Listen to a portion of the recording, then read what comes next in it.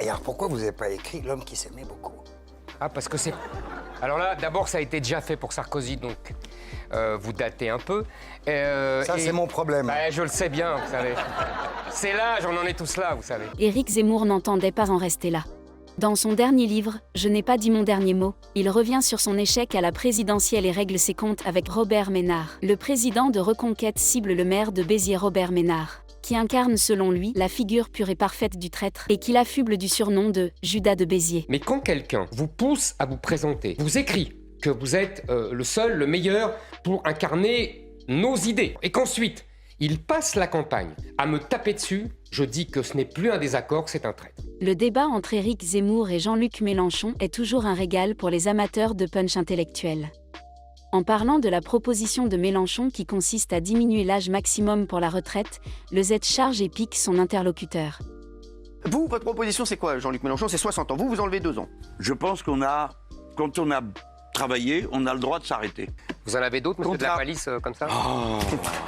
Le président du parti Reconquête était l'invité de l'émission Les Échos. L'ancien candidat au présidentiel est revenu sur les propos d'Édouard Philippe, qui souhaite de nouvelles approches sur l'immigration pour réduire les pénuries de main-d'œuvre dans certains secteurs. Une hérésie pour Éric Zemmour. Là, vous l'avez accusé d'être islamo-compatible quand même. Je dis des faits. Alain Juppé était le patron d'Édouard Philippe et Alain Juppé a remis la Légion d'honneur à l'imam Tarek Obrou. Et Tarek Obrou qui était un frère musulman. Et qui, voilà, c'est tout ce que je dis des faits. L'ancien polémiste, arrivé en 4e position à l'élection présidentielle avec 7% des suffrages, ne ménage pas sa rivale d'extrême droite, alors qu'il partage la même passion pour l'histoire que Jean-Marie Le Pen. Éric Zemmour estime qu'il n'a aucun point commun avec la fille. Nous étions comme deux ensembles mathématiques sans intersection, écrit-il. Au lieu de se concentrer sur son combat avec Emmanuel Macron, elle continuait à penser à son affrontement avec moi. Et c'est d'ailleurs pour cela qu'elle a refusé tout accord aux législatives, ce qui nous a empêchés tous d'avoir beaucoup plus d'élus.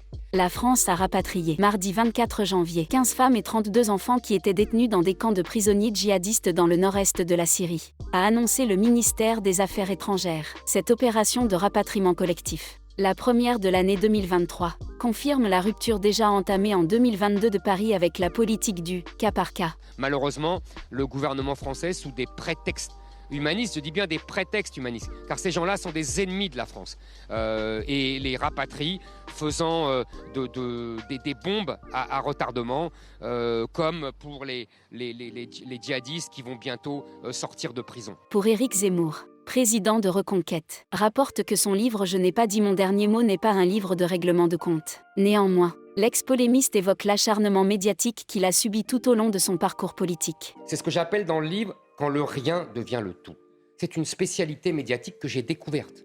C'est-à-dire que on prend un événement qui est réussi et on oublie complètement tout ce qui a marché et on focalise sur un micro-événement complètement anodin et on en fait l'événement de la semaine. Avec la loi de 1803 à laquelle fait référence le polémiste, seulement certains prénoms étaient autorisés en France. Mais depuis 1993, une liberté quasi totale est donnée aux familles. Peut-on faire ce que l'on veut lorsqu'il s'agit de choisir un prénom pour son futur enfant? Alors que le sujet fait à nouveau la une, Éric Zemmour a estimé qu'il ne fallait pas autoriser les prénoms étrangers en France, y compris les Jordan et les Kevin. Dans toute l'histoire de l'humanité, les prénoms ne sont pas loin de la politique.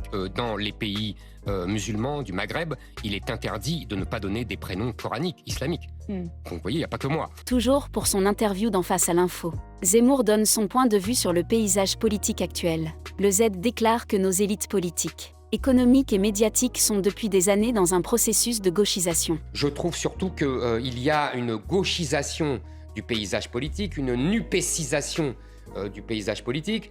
On voit tout le monde basculer à gauche. Moi, je suis resté droit dans mes bottes, à droite. Pour Éric Zemmour, sans immigration, pas de délinquance. Je ne sais pas qui dit ça. Pas moi en tout cas.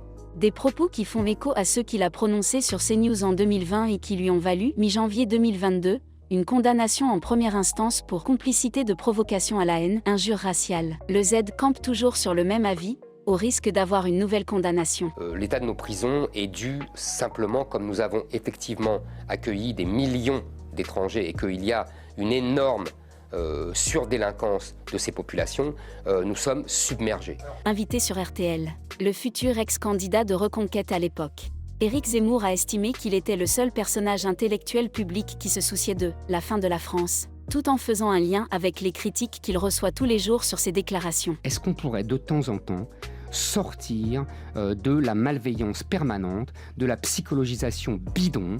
Je suis là pour défendre des idées. C'est tout. Est-ce qu'on peut me donner ce crédit-là ?